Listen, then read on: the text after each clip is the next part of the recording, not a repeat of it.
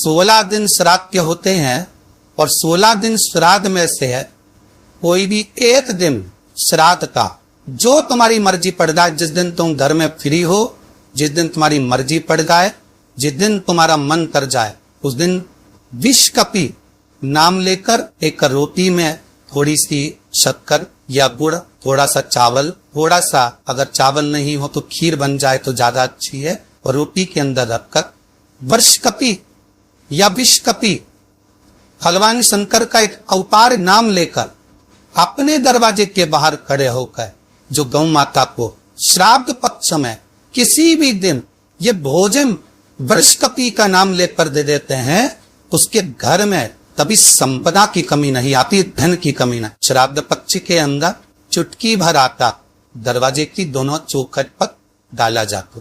किसी किसी की अब दरवाजे पर आटे से दाम्बोली बनाई जाती है, कहीं देखिए आप लोगों ने कि नहीं देखा, स्मरण में होगा किसी के दरवाजे पर आटा डाला जाता, वो देव पितर के भाव से डाला है।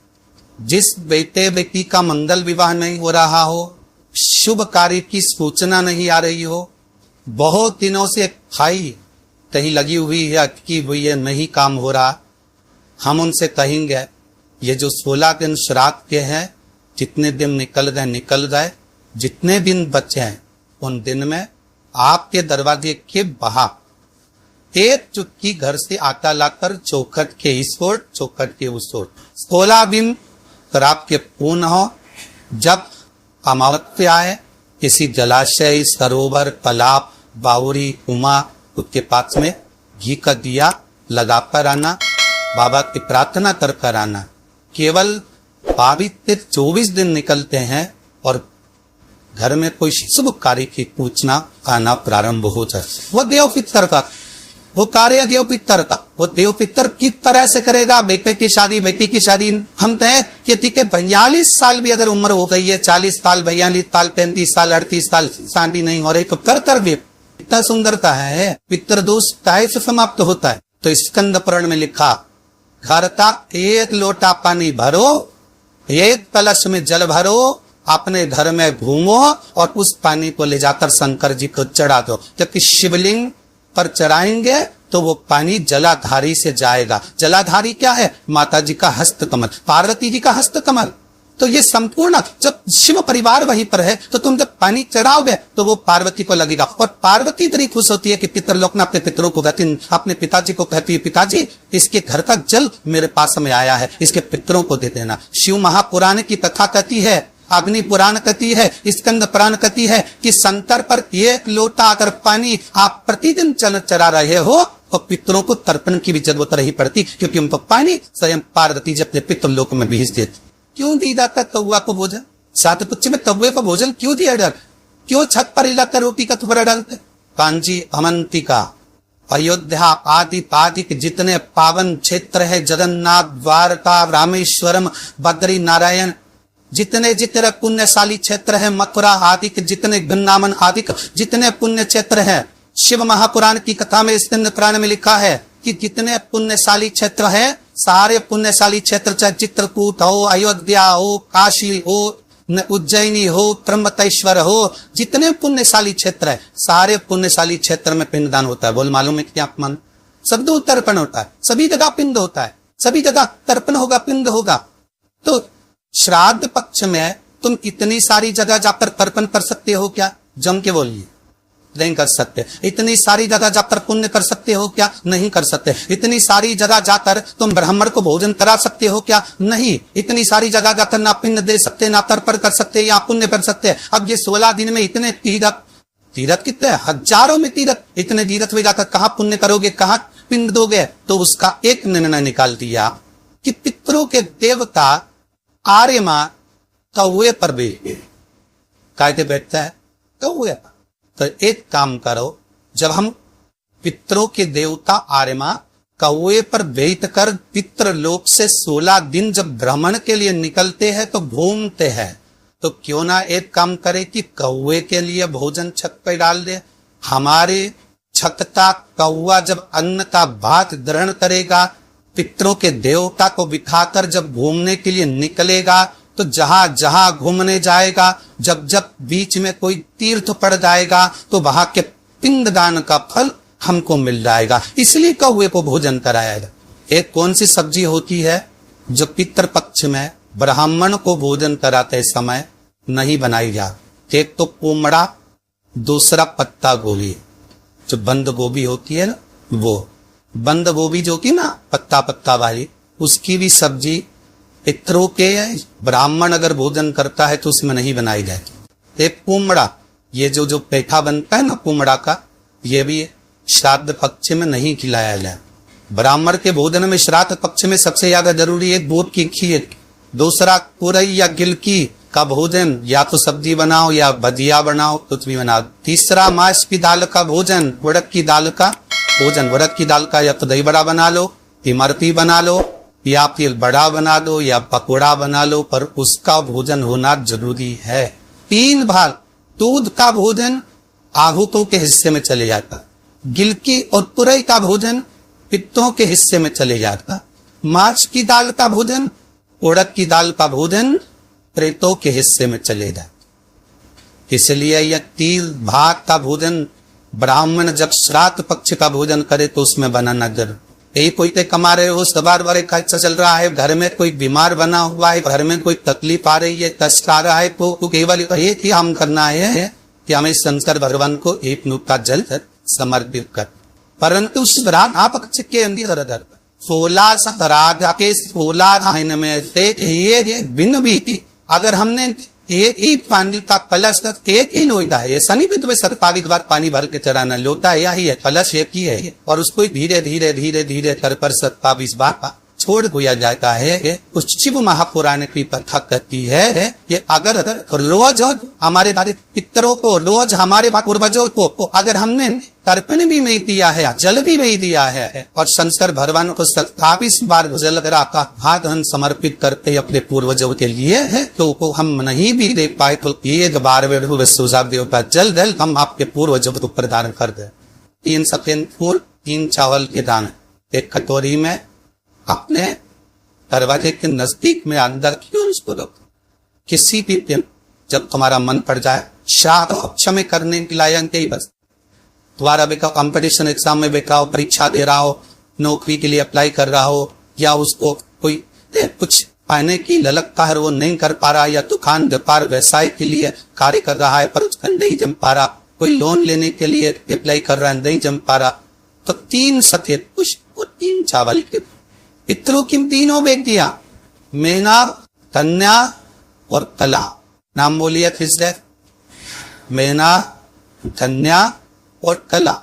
पितरों की 3 बेटियां, इन 3 बेटियों का नाम लेकर दरवाजे के पास में कटोरी पूरा कर, जो बेटा जो बेटी जो कंपटीशन एग्जाम में बैठ रहा है या कुछ ना कुछ करने की उनकी ललकता है, उस बेटा बेटी का नाम स्मरण बोलता उसी चावल और पुष्प को बाबा देवादिदेव महादेव के मंदिर में भगवान श्री नंदीश्वर को स्पर्श कराकर शिव जी की अशोक सुंदरी वाली जगह, अशोक सुंदरी जगह मालूम है ना सबको, अशोक सुंदरी का स्थान अशोक सुंदरी वाली जगह पर उसको समर्पित कर 3 महीने के अंदर बाबा देवादिदेव महादेव उसकी नैया काल जन्म करेगा निश्चित। पर इसके साथ उसकी मेहनत, उसकी लगन, उसका भरोसा, उसकी दृढ़ता, उसकी पढ़ाई पक्की होना चाहिए, उसका कर्म पक्का होना चाहिए, इसकी मेहनत पक्की हो। कितने पुष्प, कितने चावल, नाम बोलिए, मेहना, कन्या और कला, ये 3 दे पिताओं की क्यों लड़कियां है जो पितरनौक में निवास कर सभी जिगरे ईश्वर आए हैं बड़े भाव से। जिगली जगह आप लोग व्हाट्सएप पेज तो भेज सकते हैं, लिंक शेयर कर सकते हैं, लिंक शेयर करें और इसका खूब सका का लाभ अपने जीवन में उतारिएगा। क्या करना चाहिए अगर पितृदोष है और उससे निवारण करना है, शांति पाना है, तो क्या करना होगा? उसका एक ही तरीका महाराज, अमावस्या के एक दिन पहले 14 के दिन पीपल के 7 पत्ते लीजिए और 7 पत्ते पर शंकर का नाम ओम नमः शिवाय लाल चंदन से लिख दीजिए। 7 पत्ते पर लिखकर उसको मौली, जैसे हमने अभी 15 बार मनते ना ऐसे मौली की बंदरबार मान लीजिए, घर के मुख्य दरवाजे पर लगा दीजिए। कौन से दिन? अमावस्या की एक दिन पहले, 14 अमावस्या के दिन दोपहर के 12 बजे उस बंदरवाल को खोल लीजिए, दूध की कटोरी कच्चे दूध की हाथ में ले लीजिए और पत्ते का, पीपल के पत्ते का अग्रभाग उस दूध में डुबो दीजिए और उसको ले जाकर पीपल के पेड़ के नीचे ऐसा कैसा ही विसर्जन कर दीजिए। कटोरी वापस लेकर आ जाइए। मात्र 2 अमावस्या करोगे, आपके घर का पितृदोष समाप्त होगा, लक्ष्मी बढ़ेगी, घर से रोग समाप्त होगा और घर में प्रेम बढ़ेगा। पितृदोष को समाप्त करने का इससे सुंदर कोई तरीका ही शिव कर सकते, शंकर के सिवा। कई लोग कहते हैं कि श्राद्ध पक्ष आ गया, ये कर लेना चाहिए तो प्रेत योनि से मुक्ति हो जाएगी। पितरों की शांति के लिए ये कर लेना चाहिए तो पितृ मुक्त हो जाएंगे। पहले तो एक बात अच्छे से समझ लो, पितृ मुक्त नहीं होते, उनकी शांति होती। क्या होती है? जम के बोलो जरा। उनकी शांति होती है। जब आप किसी तीर्थ में स्नान कर रहे हो, जब आप किसी तीर्थ में हो, स्नान कर रहे हो, पुण्य कर रहे हो, सत्कर्म कर रहे हो, भजन कर रहे हो, कीर्तन कर रहे हो, मंत्र जाप कर रहे हो, तो उसका एक अंश, एक भाग हमारे पूर्वजों के खाते में, हमारे पितरों के खाते में जाता है, उनके खाते में पहुंचता है, ये निश्चित है। आपने किसी ब्राह्मण को भोजन कराया, भले अपने पितरों के निमित्त नहीं जिमाया, कोई ब्राह्मण को 1 गिलास पानी पिलाया, भले अपने पितरों के निमित्त नहीं पिलाया, पर आपका एक अंश उसके खाते में चला जाएगा। उससे क्या होगा? पितरों की शांति। और समझ लो, गया जी में पिंडदान कर देने से क्या पितृ मुक्त हो जाते हैं? बद्रीनाथ जाकर कपाल क्रिया करने से क्या पितृ मुक्त हो जाते हैं?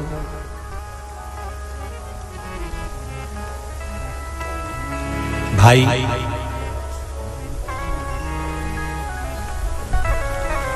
गया जी जाना तो वहां के पंडा जी से पूछना, हम यहाँ पिंडदान कर देंगे तो क्या वो मुक्त हो गए? पंडा जी कहेंगे, आप अपने पूर्वजों को गया का पिंड देकर, उनका पिंडदान कर कर आप उनको भगवान विष्णु के चरणारविंद में छोड़ गए। पर आप घर जाना तो घर पर जब जब श्राद्ध पक्ष आए तब ब्राह्मण को भोजन जरूर करो। भले तुम धूप मत देना, कौवे का मत निकालना, पर एक काम जरूर करना कि ब्राह्मण भोज कराना। उससे क्या होगा? 16 श्राद्ध में जब हमारे पितरों को, हमारे पूर्वजों को पितृलोक से छोड़ा जाता है तो वो सबसे पहले जिस घर में रहे होते हैं, जहां उनका पिंड घर में दिया होता है, जहां रहे होते हैं, सबसे पहले वो वहां आते हैं, सबसे पहले वहां आएंगे। और अगर तुमने उनकी तिथि पर, उनके वार पर अगर आपने भोजन करा दिया है तो उनकी मुक्तता नहीं, उनकी शांति हो जाएगी।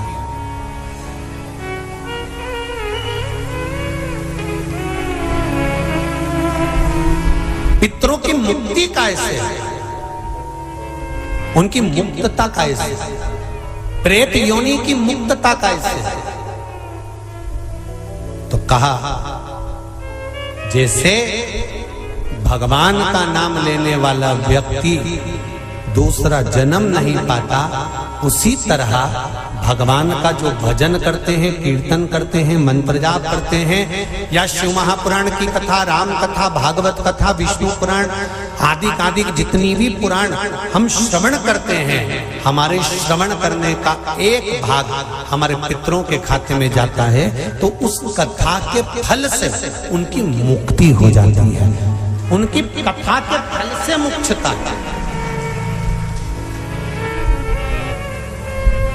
प्रेत योनि से मुक्त हो गया धुंधकारी, बिंदुक प्रेत योनि से मुक्त हो गया, काय से होगा? शंकर का स्मरण, शिव महापुराण की कथा का रस तत्व ग्रहण करना, राम कथा, भागवत कथा का मात्र स्मरण करना, उससे मुक्त